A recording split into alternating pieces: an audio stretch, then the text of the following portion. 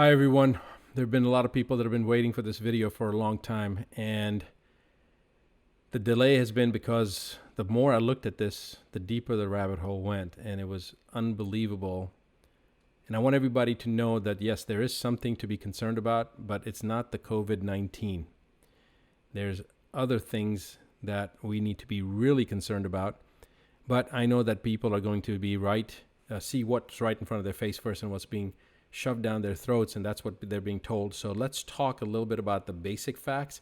And this is going to be a relatively short video, and I may keep it in conjunction with the rest of it because I need to go in and talk about three specific areas that I really want to focus in on. I'm saying it right now this way, but it may end up being just one long video that you're going to get, or you may end up getting a couple of different videos. But let's just cover the basics first that I want you to be aware of, that it's important that you guys are aware of this, all right? Here's the first site that I want to cover, and this is the Worldometer. The Worldometer is a site that basically talks about all the different statistics on a global scale. So here we see the world's population, 7.772 billion currently.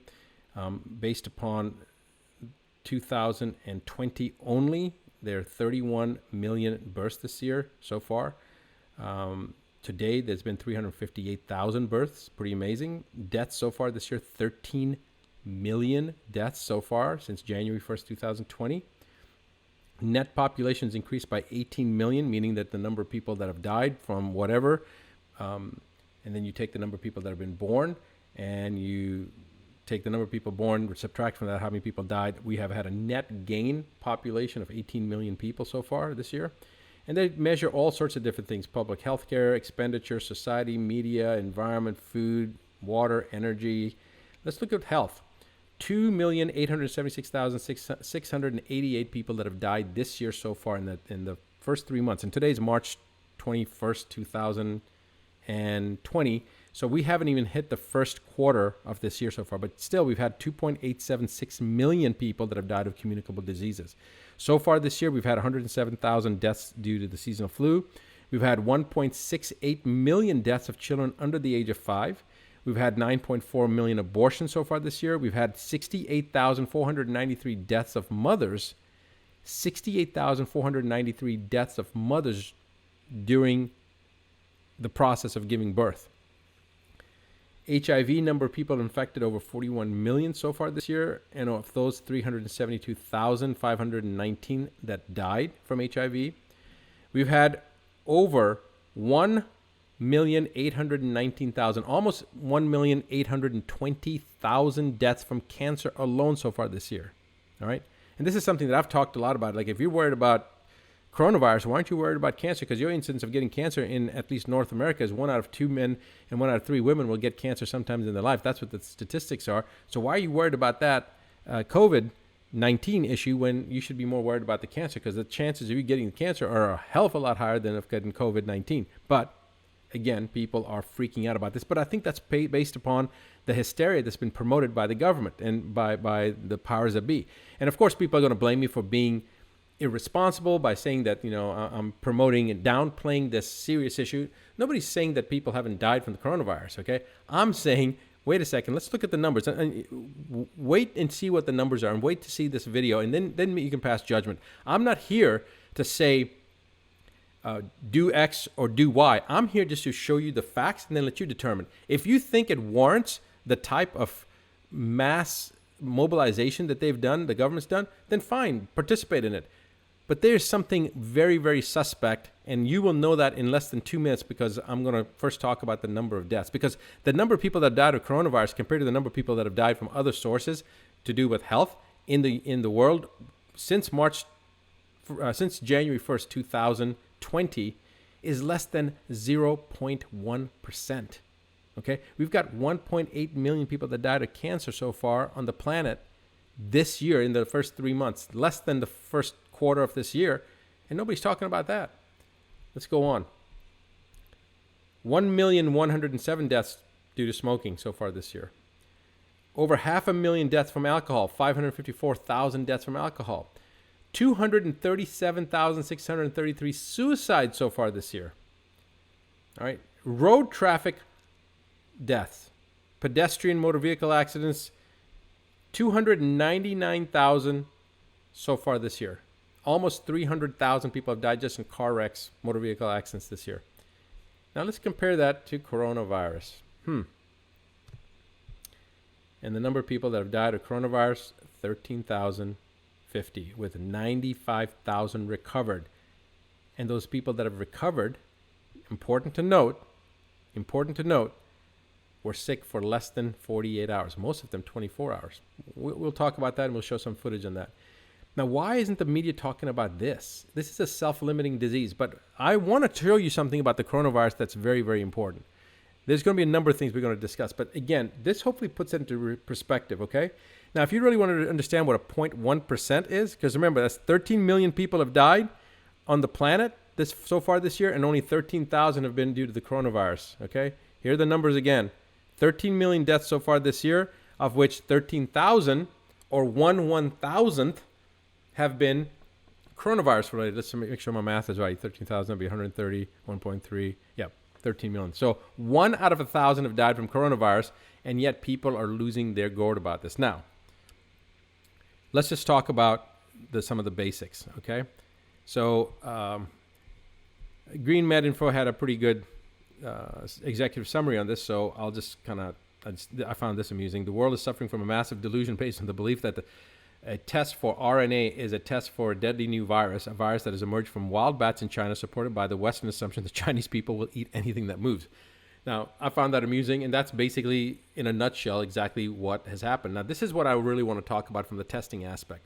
We're going to talk about the testing, we're going to talk about toxicity, we're going to talk about 5G, because that's been a big issue, and there is a real issue behind that. And then we're going to talk about the censorship and what's happened, and then we're going to go into this in a much more deeper component. And just so I can show you something real quick, I want you guys to all be aware of this. This is actually my outline, and those of you that know me know I'd never make an outline. So this is really the outline. We're going to talk about the background, testing, nuances about the coronavirus. We're going to go into the coronavirus history. We're going to go into the 5G networks and the health implications of that, and then we're going to talk about what you can do. All right, so we're going to go through this, and I've got a lot of different references that I have gone through and gathered. But anyway, let's come back to the RNA virus issue for a second. Now, scientists are detecting a novel RNA in multiple patients with influenza or pneumonia-like conditions, and are assuming that the detection of this RNA, which is believed to be wrapped up in proteins to form an RNA virus, such as coronavirus, they're believed to be, that this is the equivalent of isolating the virus.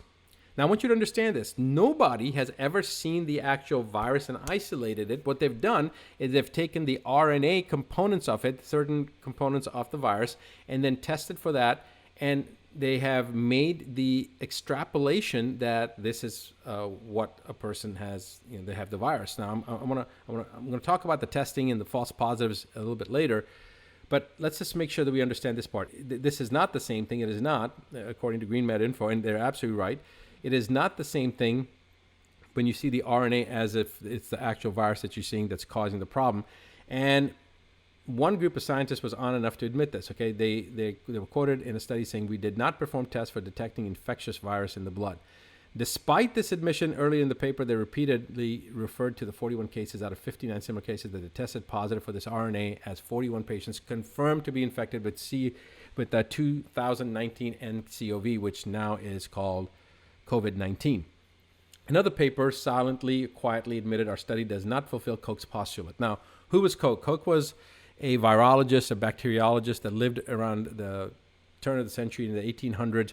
And he developed certain standards that are today considered to be the gold standard before you can make any type of a claim, validity-wise from a study standpoint, etc. Now, Koch's postulate states a number of different things, but these are the points that these studies did not fulfill Koch's postulates. First, you have to first purify the pathogen. In other words, you have to actually make sure it's that pathogen or whatever, whether it's bacteria, virus, in this case a virus, that it's actually the virus that's causing the particular illness that's being described. That's the first portion. Then you have to expose the susceptible animals. Of course, not talking about humans here, but that's what Koch's postulate is, that you expose the susceptible animal to the pathogen, and then you have to verify that the illness that's being observed is actually produced by this, whatever this pathogen is. And then on the back end, once you've established that, then you should isolate and repurify the pathogen to make sure it's actually the etiological component, that it's actually the causative component that's causing this issue to be there. Now, this is the basics of the Koch's postulate. These studies did not meet Koch's postulate, all right? So it's important to remember that. Now,